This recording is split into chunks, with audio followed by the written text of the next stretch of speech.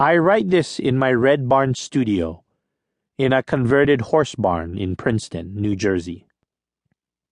This morning, I made a fresh mixture of Nikawa, Japanese hide glue, which smells mildly sweet, and I stirred the glue with malachite pulverized by hand.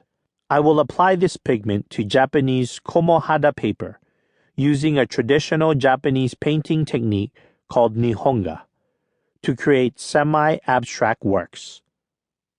I am preparing for my next exhibits by creating multiple 7-foot by 11-foot works. My art is considered contemporary, but it also is rooted in the ancient history of Japanese aesthetics. I spent more than 6 years in Japan studying the current form of Nihonga as a national scholar. As a Japanese American, I was fortunate to be part of a lineage program based in the mentoring model of Japan's artistry and crafts tradition, fortunate to be invited into the heart of Japanese culture, to be given access to the best inside sources. During this experience, which focused my attention on the great inflection point of Japanese history in the late 16th and early 17th centuries, I discovered the history of Japanese Christianity. My journey of faith took a turn then as well.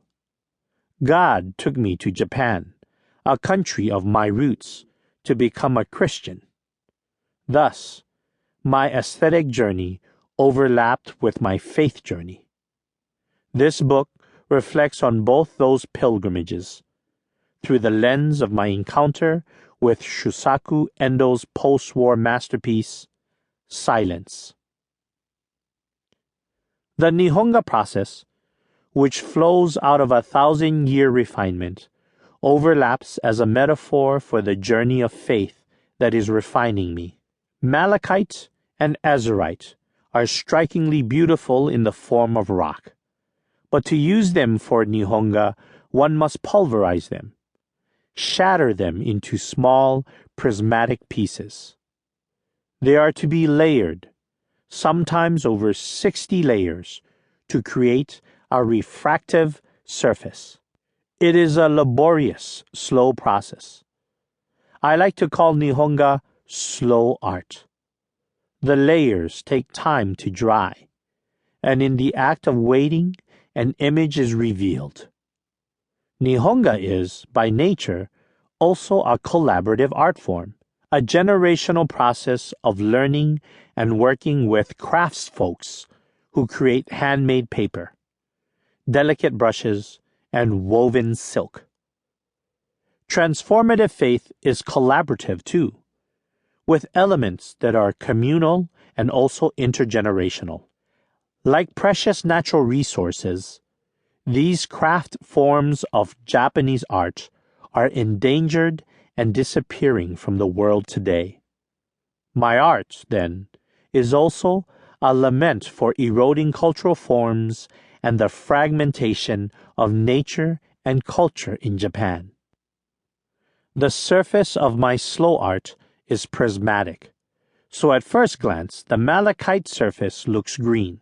But if the eye is allowed to linger on the surface, it usually takes 10 minutes for the eye to adjust, the observer can begin to see the rainbow created by layer upon layer of broken shards of minerals. Such a contemplative experience can be a deep sensory journey toward wisdom. Willingness to spend time truly seeing can change how we view the world, moving us away from our fast food culture of superficially scanning what we see and becoming surfeited with images that do not delve below the surface. The term Nihonga was coined during the late Meiji era, 1868 through 1912, to distinguish between the traditional Japanese way of painting and the yoga style based on oil painting techniques of the West. Japanese paintings began with Buddhistic works, including mandala paintings,